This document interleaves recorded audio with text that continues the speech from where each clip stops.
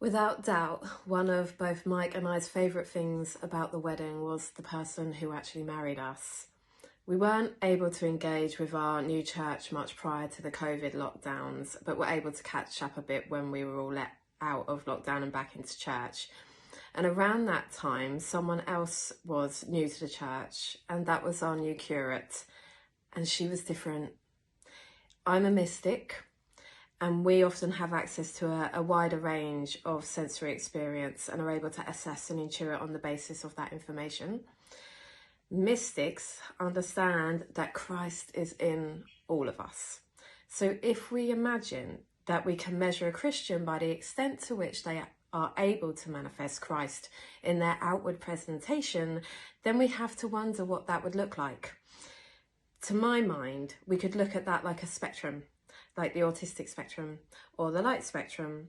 And at the end of the spectrum where people are manifesting more of Christ, we would look for things like compassion, kindness, empathy, warmth and wisdom. Ma is all of these things, and for that, she really stands out. Julian of Norwich, one of my favourite mystics, writes in her book Revelations of Divine Love of the friendliness of Christ. In chapter 7 she writes, "He who is most high and mightiest, noblest and worthiest is also lowliest and meekest, most friendly and most gracious."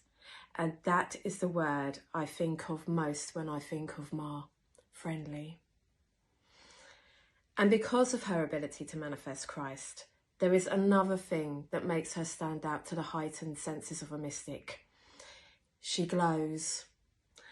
This glow is extremely rare and something that I've only witnessed once or twice before in Christ illumined teachers. There is much more I could say about Ma, but for now, we must carry on with this testimony.